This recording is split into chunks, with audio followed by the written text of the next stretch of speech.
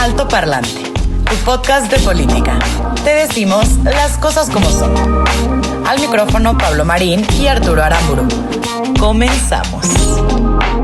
Amigos, excelente lunes. Un placer estar de vuelta con ustedes después de esta Semana Santa que se nos pasó de volada. Tenemos muchísima información porque estos 3 días de fin de semana fueron como 7 días, güey. Pasaron un chingo de cosas y obviamente tenemos que platicarles todo lo que pasó. Nos encantaría tener 1 hora y media de programa para platicarles cómo la SEP rescató a Salinas Pliego, cómo la popularidad de AMLO está cayendo, cómo ya se entregó la lista de las 15 empresas que deben 50,000 millones de pesos en impuestos. Pero no tenemos para tanto programa, entonces les vamos a platicar un poquito de otros temas. Es un placer acompañarlos como todas las semanas. Mi nombre es Arturo Aramburu y estoy aquí con Pablo Marín. ¿Cómo estás, Pablo? Muy bien, muy contentos. Como dices, estamos llenos de información. Nos toca elegir un poquito, contarles por encimita algunas cosas y otras un poquito más a fondo, porque estamos seguros que ustedes en casa necesitan tener la información que más les concierne y que más les va a pegar. Entonces, claro, pues eso es lo que queremos el día de hoy estarles explicando, sí, y todos los lunes y jueves. Vamos a hablar de 2 grandes notas que salieron a resaltar este fin de semana. Obviamente la novelita que se hizo de la OPEP, la Organización de Países Exportadores de Petróleo, con México, que les vamos a platicar paso por paso. Sí. Pero pasó otra cosa que es nacional y que tiene un impacto muy cañón con las finanzas y la economía del país, ¿no? Que tiene que ver con el pacto fiscal, porque hay algunos estados que se quieren salir y que quieren que se reevalúen los términos de negociación que se están llevando, etcétera. Nada más para explicar muy rápido qué es el pacto fiscal. Se creó en 1978 y es para que la federación reparta los impuestos que recauda cada estado, ¿no? O sea, los estados dejaron de recaudar y el país se hizo cargo. Claro, eso es como originalmente empezó a hacerse. Ahora, con el tiempo esto ha ido cambiando otro tipo de cosas. Específicamente los estados que tú mencionas son Coahuila, Nuevo León, Jalisco, Tamaulipas y Chihuahua.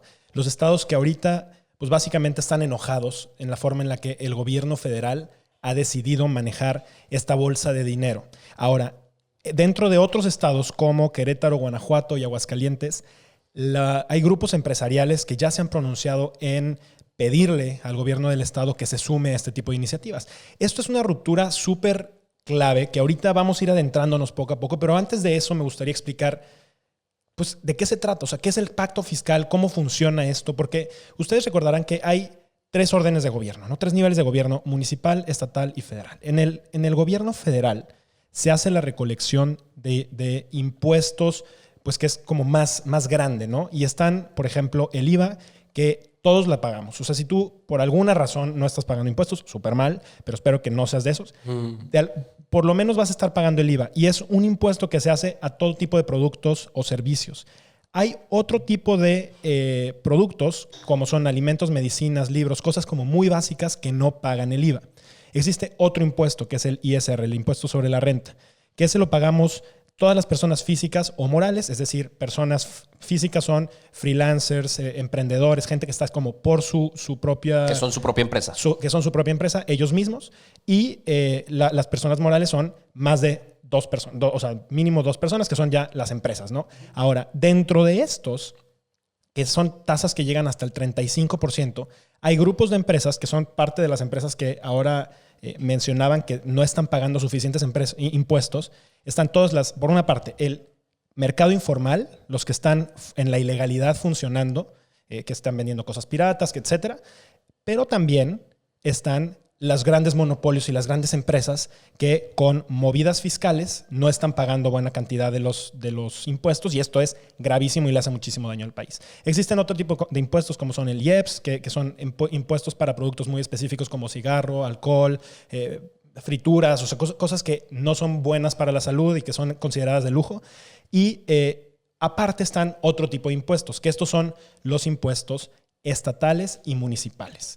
Y es justamente pues esta mayor cantidad de impuestos, los federales, los que cuando entran a una gran bolsa, el gobierno federal decide repartirlos hacia uno u otros lados, ¿no?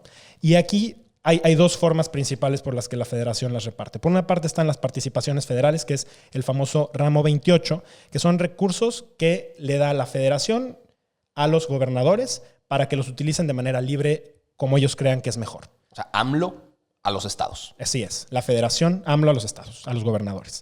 Y por otra parte están las aportaciones federales, que este es el ramo 33, seguramente lo han escuchado. Pero estos son ya recursos que vienen etiquetados para infraestructura, para hospitales, para diferentes temas, y con ese tipo de recursos se generan otro tipo de acciones en torno social. Tienen que usarse a huevo para ese tipo de cosas. No ¿verdad? se pueden utilizar para otro tipo de cosas, exactamente. Ok. Ahora, los gobernadores, sobre todo los gobernadores de los estados más ricos o que producen más dinero y que aportan más dinero para el PIB del país, por supuesto que están enojados porque dicen, oye, el presidente ha cometido una serie de, pues creo que errores políticos. Ha estado designando proyectos estratégicos, como son la refinería de Dos Bocas, como son el Tren Maya, etcétera, a estados cuyos intereses son más pro Morena, ¿no? Y entonces dejando mucho más descubiertos a los partidos o a los estados donde él no gobierna. Y entonces se note esta diferencia donde pues pareciera que no les está yendo tan bien a los gobernadores en donde pues Morena no está funcionando. Entonces, de arranque, los gobernadores están muy sentidos, están muy molestos porque están sintiendo que esto ya está iniciando muy mal. No, ya, aparte es un montón de lana, ¿no? Yo veía Sí. que el 80% de lo que se recauda se lo queda a la federación. Así es. Y el 20% va para los estados. Entonces, es muy desproporcional lo que se utiliza para el gobierno federal versus los gobiernos estatales. Exactamente. Ahora, si este dinero se repartiera de manera justa, pues creo que los estados estarían pues, un poquito más de acuerdo en que esto siguiera funcionando de esta manera, ¿no? Hoy se supone que se reparte basándose en cuál es el PIB del estado con cuál es el esfuerzo que el estado está haciendo porque se recaude dinero, es decir, poniendo otro tipo de impuestos como los que mencionaba hace ratito, los impuestos de tenencia, refrendo, predial, etcétera, que son impuestos que de manera local tienes que cobrar y que puede ser también una cantidad importante. ¿Por qué los gobernadores no quieren poner este tipo de impuestos? Pues porque luego los empresarios, o sea, a la ciudadanía esto le pega y entonces eso los deja mal parados. Entonces ahorita la queja de ellos es, prefiero que la federación me dé dinero, la federación se quede sin dinero y entonces... ¿Pero se puede? Claro que es posible. A ver, legalmente, por supuesto que hay un procedimiento para que ellos se pudieran salir del pacto. Por supuesto que es posible. Ahora, las implicaciones de esto... Exacto, se puede, pero ¿conviene? Exactamente. Ahí es donde las implicaciones no quedan del todo claras. Porque además, ¿qué pasaría con la infraestructura federal?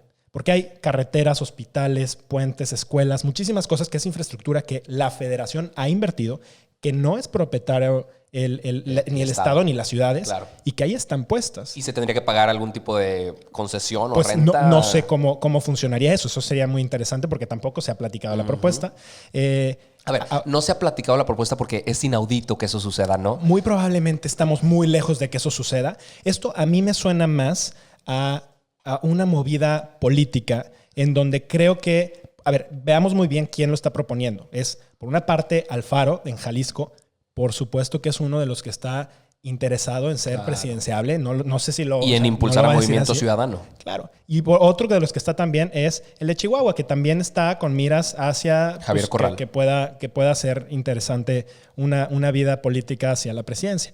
Vamos a ver qué es lo que está pasando. Yo sí creo que esto se tiene que leer desde afuera. Tenemos que ver las vertientes. Es un golpe mediático que a mí me parece sumamente delicado. A mí me parece sumamente pues peligroso que en un momento de crisis de salud el país esté además peleándose internamente por movidas políticas con una serie de gobernadores que se quieren salir y dividir con la federación, etcétera. Creo que el país está para generar acuerdos. Yo entiendo las presiones que tienen los gobernadores por parte de los empresarios, pero sí creo que necesitamos empezar a buscar otro tipo de acuerdos, ¿no? A ver, replantear el pacto fiscal, sí, ¿no? Porque vemos que puede ser injusto de algunas maneras. Sí. Salirse de la federación es una declaración que por los momentos está fuera de lugar y es irrealizable.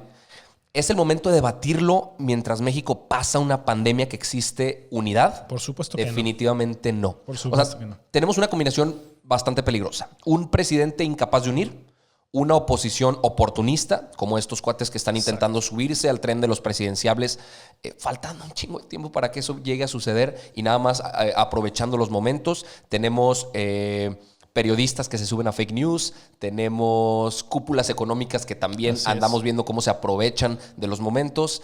Entonces tenemos un cóctel de factores que pueden ser bien peligrosos. Súper peligroso. Güey. Fíjate, además ha empezado a emerger una corriente de empresarios que han salido a decir que van a dejar de pagar impuestos para poder seguir pagando sus sueldos. Y yo entiendo esta parte, pero creo que es una estupidez y una irresponsabilidad también intentar plantear esto. O sea, yo sí creo que, y entiendo por qué salen los empresarios a decir esto, puesto que el presidente y el gobierno federal no ha tenido una sola medida. No estoy hablando para rescatar a las grandes empresas, a los monopolios. Estoy hablando para la clase media, para los micro, pequeñas y medianas empresas que son quienes sostienen la economía de este país, le guste al que le guste a Andrés Manuel o no le guste, y son quienes le dan trabajo y sostienen también a las clases más desfavorecidas de este país. Entonces, creo que el presidente necesita realmente sentir qué es lo que está pasando alrededor. De arranque, tiene un índice de desaprobación del 53% según Consulta Mitofsky, que hace unos días estuvo publicándolo. No, fue la de hoy. El día de 53, tenía 53.5, como que... Sigue bajando. Y creo que además hay otra cosa que tenemos que leer y no podemos perder de vista. Y obviamente en los próximos días vamos a seguir hablando, pero no podemos perder de vista que Andrés Manuel planteó que en 2021 iba a haber un referéndum para ver si se quedaba o se iba. Con las condiciones que hoy estamos viendo en el país, con las condiciones que estamos leyendo en el panorama político, económico, social, creo que Andrés Manuel la tendría sumamente difícil. Sí. Y creo que con esto yo creo que podemos ir cerrando este tema. O el presidente se pone las pilas para atacar tanto la parte de salud como la parte económica, o en serio le va a ir no solamente muy mal en ese referéndum, que todavía no tengo muy claro cómo va a ser, sino también en la parte de las gubernaturas que seguramente su partido va a querer lanzar. No, y algo que no nos vamos a cansar de decir en el programa, nosotros también hacer lo nuestro. O sea, si en México estamos hasta la madre de las irresponsabilidades de Andrés Manuel, ¿por qué tendríamos que actuar con irresponsabilidad nosotros? Claro. O sea, se trata de construir una alternativa que vaya a funcionar, no de dividir cada vez más el pastel y que nos sigan comiendo el mandado, güey. Exactamente. Entonces, ¿quién sabe qué vaya a suceder con lo del pacto fiscal? Más. Yo creo que no va a pasar. Vamos a ver qué estados empiezan a sumarse. Tú ahorita mencionaste algunos y veámoslo con lupa. O sea, veamos bien qué podría pasar, si es legal, si realmente se va a plantear como más allá de un movimiento mediático, etcétera. Pero está interesante. Está interesante la noticia y obviamente vamos a seguir hablando de esto. De algo que también tenemos que hablar, obviamente, y que es una noticia que venimos arrastrando de hace algunas semanas, que es el tema del petróleo, la guerra de los precios y el mercado del petróleo que hemos visto desde hace algunas semanas, desde marzo, que entre Arabia Saudita y Rusia tuvieron conflictos ahí para negociar la reducción de los barriles de petróleo que producían diariamente. Pues obviamente pasaron más cosas. Y seguramente estuvieron enterados desde casa lo que pasó con Rocío Nale, nuestra secretaria de Energía, y todo lo que se llevó a cabo en la reunión de la OPEP, Organización de los Países Exportadores de Petróleo. Exacto. OPEC en inglés va por el crudo. Cabe aquí hacer un comentario antes de entrar al tema. No somos expertos en petróleo, no somos especialistas energéticos, no pretendemos serlo. Les vamos a hablar desde los datos, desde lo que se conoce de la reunión, y desde lo que algunos expertos también en artículos profesionales han salido a decir. Claro. Para que se entienda lo que pasó en la OPEP, lo podemos poner en términos muy sencillos. Se reunieron estos 23 países a platicar qué podían hacer, cuánto podían reducir su producción de petróleo, porque los precios estaban por el suelo y eso a ninguno de ellos le conviene. Lo que querían hacer es reduzcamos en un 23% nuestra producción, los precios se elevan y todos felices y contentos, ¿no? Empezó la reunión el jueves pasado y de repente nos damos cuenta que tras 7 horas de negociación, los necios en la mesa éramos nosotros. O sea, Rocío Nale no quería ceder a esta reducción de barriles de petróleo. Claro. De hecho, comenzó ahí con una disyuntiva porque ella decía que producíamos 1.9 millones de barriles de petróleo diarios, lo cual no es cierto. Eso fue lo que se pronosticó. Estamos produciendo 1.75. Porque el mercado no va para más o porque la infraestructura no lo permite, etcétera, ¿no? Entonces la negociación ya no empezó como debería. Claro. Ahora, después de esto... Otros datos, ¿no? Dijo que tenía que consultarlo con más personas que para mí eso es un error garrafal de entrada, Completamente. un secretario de Estado debería ser capaz de tener una negociación por su cuenta sin tener que preguntarle o consultarlo con el presidente, ¿no? Y cuando fue a pedir esta segunda opinión, de repente ya no regresó a la reunión. O sea, a ver, nada más haciendo una pausa. Estaban en la mesa, llevaban 7 Estaban horas negociando, conectados. Ella pide pausa. Sí, time, me tengo que ir a pedir consultoría. Y no regresa. Queda en regresar y no regresa. Así nada más. O sea, a manera de necedad, se paró de la mesa y desconectó la llamada, ¿no? A partir de ese momento, las redes sociales obviamente explotaron. Claro. Y todo fue crítica. Todo fue crítica hasta que como que salió una corriente de personas que empezaron a decir, esta es una mujer con huevos que se quedó con su postura y que no dejó que los neoliberales capitalistas se fueran por su lado, etc. O los que hablaron por otra parte del oso mundial que estábamos haciendo decían, güey, de que, güey, No si se puede hubiera ser. resbalado con una cáscara de plátano, roto el pantalón, caído de nalgas y tirado un pedo, hubiera sido un oso menor a lo que acabamos de hacer frente a las 23 potencias productoras de petróleo en el planeta.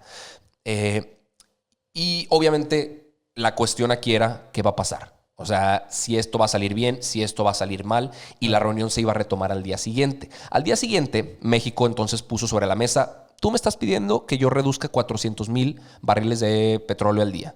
Te ofrezco 100,000.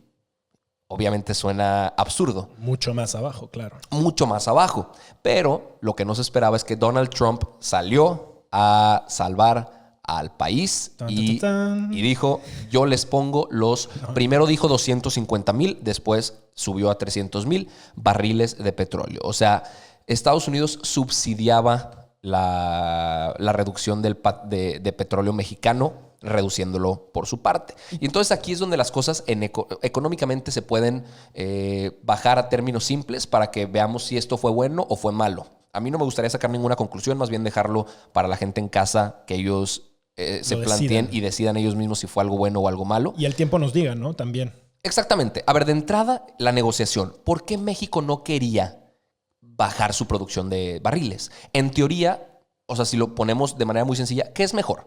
¿Vender 5 manzanas a 3 pesos o 2 manzanas a 20 pesos? O sea, trabajas menos y ganas más. Pero México, como podemos entender, ha traído un plan energético basado en el petróleo para remodelar las refinerías existentes, para construir una nueva refinería. Y sobre la mesa hay algo que muchos no conocíamos. Se compró una especie de seguro o cobertura. Exacto. Para que los barriles de petróleo los podamos vender a un precio determinado que es $45, a pesar de que el precio se desplome. Entonces es como pues, el país puede desplomarse. El mundo podría desplomar el precio de los petróleos Y a nosotros y no México nos seguiría recibiendo una cantidad atractiva. Por eso, obviamente, México está pagando billones de dólares por eso. O sea, muchísimo dinero por eso, pero es un seguro que es perfectamente justo y muchísimas economías lo hacen. Digamos que es una medida un poco más conservadora para no asumir tales riesgos. Exacto. Después de esto, Irán pidió expulsar a México del acuerdo. Y Arabia Saudita planeó emitir una declaratoria culpando a México por no aceptar la reducción. En ese momento el país estaba paralizado, güey. ¿Qué podía venir? O sea, que los países decidieran no comprar nada de petróleo a México, imponer aranceles en medio de la crisis que estamos viviendo. O sea, era fin del capítulo y fin de la historia para México en temas petroleros.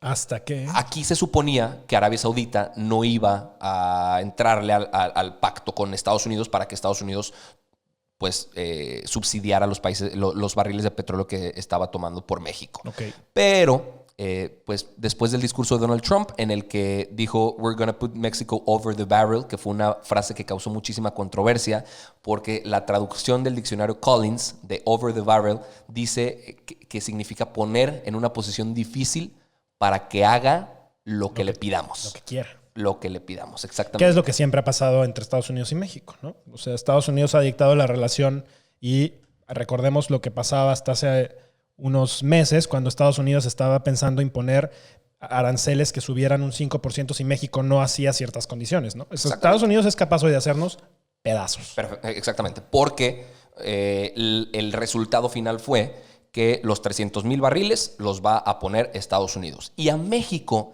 después de conocer este resultado, le salía más barato cancelar esos 300,000 barriles, güey, que endeudarse con Estados Unidos. Si el pago va a ser en precio de petróleo americano, podemos hacer cuentas. O sea, el viernes la mezcla de Brent, que es una de las mezclas americanas, terminó en $20 el barril. La mexicana en $16 el barril. Pero con cobertura. $4 de diferencia. Claro. O sea, 300,000 barriles a $20 son $1,200,000 diarios de sobrecosto, lo que le tendríamos que estar pagando a Estados Unidos por habernos endeudado. O sea, México tendría que pagar por más de 8 millones de barriles al mes que Estados Unidos no va a producir. Claro. Y Estados Unidos va a cobrar por más de 8 millones de barriles de petróleo al mes que no va a producir. O sea, es irónico inclusive, sí, ¿no? Y si queremos ver los resultados en el corto plazo, podemos ver que hoy la mezcla de Arabia Saudita estaba dando descuentos de entre menos 4.15 a menos $7. Qué peligroso. A los países del mercado mexicano. No puedo creer. O sea, se están comiendo el mercado mexicano con descuentos bruscos, con descuentos agresivos. Claro. Y esto, para mí, no es nada más que resentimiento ante las actitudes de Rocío Nale.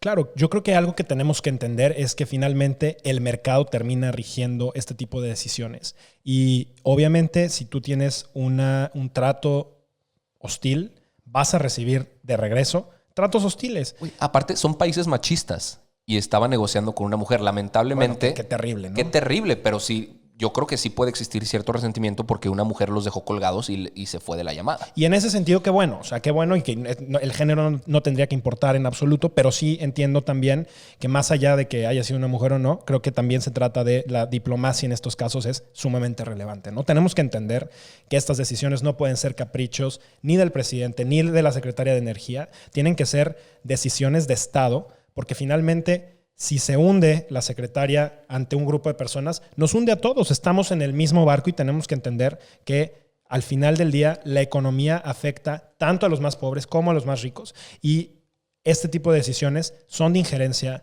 nacional. Ahora, algo que no podemos olvidar y no podemos quitar de la mesa es que todo esto lo sabemos por corresponsales que estuvieron al tanto de lo que pasaba en la reunión. O sea, Naila Razuk, que es la editora de Bloomberg News para Medio Oriente y África, y Amena Baker, que es corresponsal de energía y cubre justo los asuntos de la OPEP, fueron las que estaban dando información. O sea, hay que entender que difícilmente desde Twitter podemos comprender una negociación en toda su complejidad. Claro. ¿No? Entonces, veremos qué pasa. Veremos si en el mediano y largo plazo esto va a ser una buena o mala decisión, dependiendo del precio que nos ponga Estados Unidos para pagarle este favor. Y no olvidemos que es año de elecciones para Donald Trump también.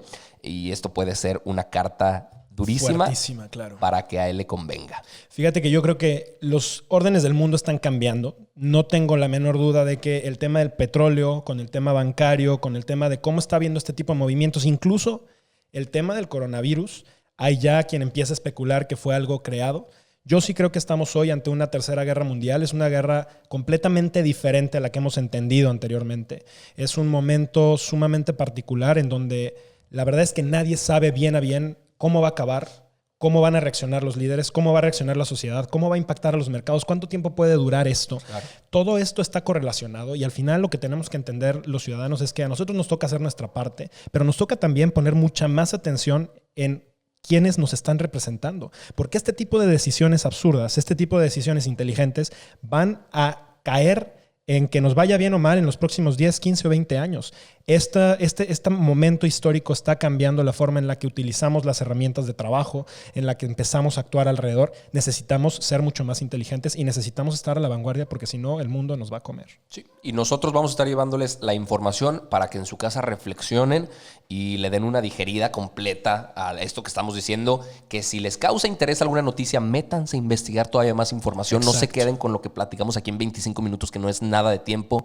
Y el jueves vamos a estar con más información. Nos va a encantar platicarles el tema de la SEP y de Salinas Pliego, güey. El tema Todo lo de que vaya las pérdidas de surgiendo. empleos, del IMSS, Claro. etcétera, etcétera. Y pues seguramente de aquí al jueves van a pasar cosas Nuevas. como siempre en nuestro Claro. país. AMLO está de regreso. Dijo que al ser Días Santos se iba a ausentar. Eso sí es razón para que se ausente, pero el coronavirus no. Entonces está de vuelta y el jueves van a decir también para cuándo se espera o se estima que la cuarentena se levante. Entonces vamos a estar llevando esa información hasta sus casas. Mil gracias por habernos acompañado. Les mandamos un abrazo fuertísimo y hasta el jueves. Hasta luego.